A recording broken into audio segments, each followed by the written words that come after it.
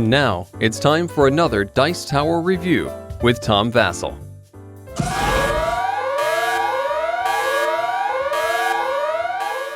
Hey folks, today we're taking a spoiler look at Exit the Game, The Abandoned Cabin. Now this is my favorite of all the Exit the Games. I like this one. You're stuck in a cabin. This is going to be a spoiler-filled rambling blog about the things that are in this one and why I like it so much. So we're just going to take a look at some of the puzzles. This puzzle I enjoyed some. To escape the nightmare, first you have to find it.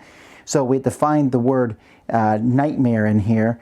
And so we looked for it. It wasn't that hard. It was pretty easy. Then you had to find the right colors. HTM was white, yellow, black. So that was a pretty simple puzzle. But I thought this is the kind of puzzle that I have a lot of fun doing puzzles like this. By the way, I should mention I like that they had the cabin set up like this. It was useful as you went through and found different things. The easiest puzzle here is so easy. The clue 184, but they're like just fold the blue line. Easy enough. 106. That was almost too easy. I wondered like, are we missing something? But that was a nice easy clue. This puzzle here was our least favorite puzzle actually. Finding numbers. This is the one where you needed the map so you could figure out what was and where. And then it said to count everything, to count the antlers, to count the porcelain figures to the west, the flowers.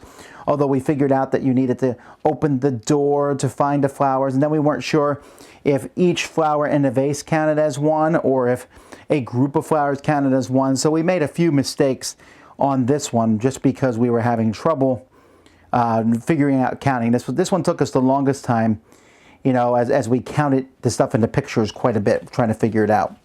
It's a fine puzzle, but it took us a while to get it. This puzzle was a very unique one, and this one took us the longest time because of my fault. This part was easy. You know, as you're trying to crack this open, journal, you just followed it, and it made a number 9. I love stuff like that where you make the number.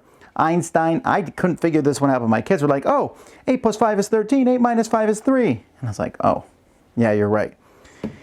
But the domino one is where we got it. We had all these dominoes that came with the game, and you were trying to figure out which domino was at the end of the line, and you would connect them like you do with dominoes. And you started with the red one, and you would get down to the last one and figure out that number is, and I could not get it done. Finally, we found that we had misplaced one domino. We spent like 15 minutes on this one puzzle, which would have been a lot easier to have done. And that was my fault. And they all looked at me like, what are you doing?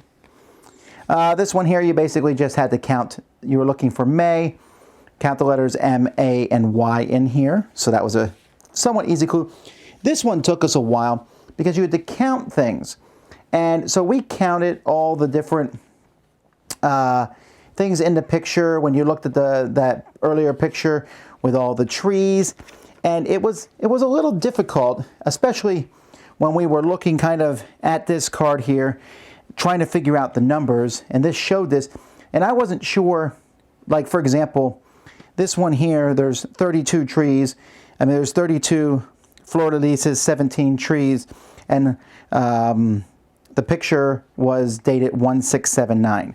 So that stuff is possible, right? And I can see those numbers on here now, but I didn't know that these numbers were on this sheet. I guess it would make sense because the puzzle things here, and we weren't thinking so much about that, but this tree, this one here shows that it's the second number. This tree one here is in the middle. If this is my only complaint here, I feel like this should have been moved over to show us that it was the first one. I just felt like that was this was a little nebulous where they were. But I still thought the puzzle was interesting. Of course, I always think these puzzles are interesting. This one I like a lot. Don't believe a word.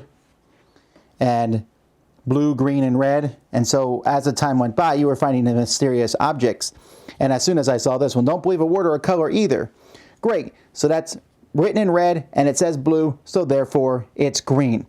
And then, of course, we had to move these around till we found the right spot where they picked up numbers. But I love stuff like that because, first of all, for kids, it's fun. For me, it's fun to figure that out. It's obviously the one thing it's not. And then the kids can mess with it and move these around on there till they find the proper number. So then we have this one here, which I liked because you were finding these throughout the puzzle, right? what are these going to be used for? And we were pretty sure we knew what they were going to be used for because there was this sheet here. But the sheet only has 3. I like how at one point you find use only blue, green, and purple. Well, at that point you put these in here. And again, this is a very fun thing for kids to do because they are just trying to move these around and match them. And I like this sort of thing too. This was an entertaining puzzle. Let's see, this puzzle was a little difficult just for finding this stuff. Add some blue to the button, take some yellow from the skull. So as you're finding these things, take some red from the ball. This is the one that gave it to me. I'm like, the ball's purple. Oh, if you take red from purple, it's blue.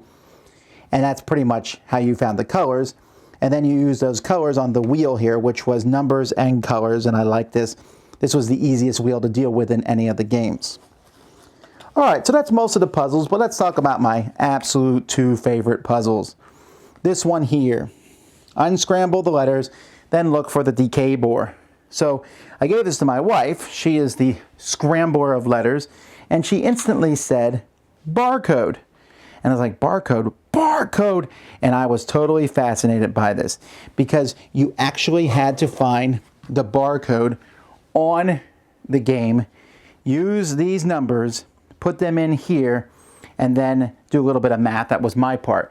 And this was so cool. That was so neat to us, but it wasn't as cool as when we solved My Cruel Game and we found out you had to read the last word of each sentence backwards. And when it did so, it told us there was something underneath the insert, and we found another sheet of paper. Oh, this is the skull.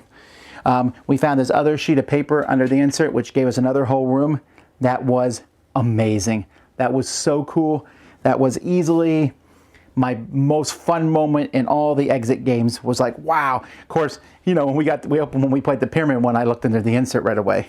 I guess they can only do that trick once, right? But it was a super cool trick. Between that and barcode, those things are a little meta, but they're neat. It's like, wow, you found something you did not know was there. If you've ever played an escape room, you know that can happen. Like you'll find a panel and open it. Oh, wow, there's flashlights in there or something like that. And that's great, and that brought this. This is my favorite one because of those 2 moments, but I also thought the puzzles were fun. We actually got one of our worst scores on this one, which was still not bad. I think we got 4 stars or like the second highest score, but because we took so long on that domino puzzle, which was definitely my fault, we didn't do quite as well. Anyway, that's Exit the Abandoned Cabin. Thanks so much for watching the Dice Tower videos. Find more great videos and reviews, as well as our top-rated audio podcast at Dicetower.com. You can also find other great shows at Dicetowernetwork.com. I'm Eric Summerer, and you've been watching The Dice Tower. The Dice Tower is sponsored by Cool Stuff Inc., where you can find great games for great prices. Cool stuff in stock. Check them out at CoolStuffInc.com.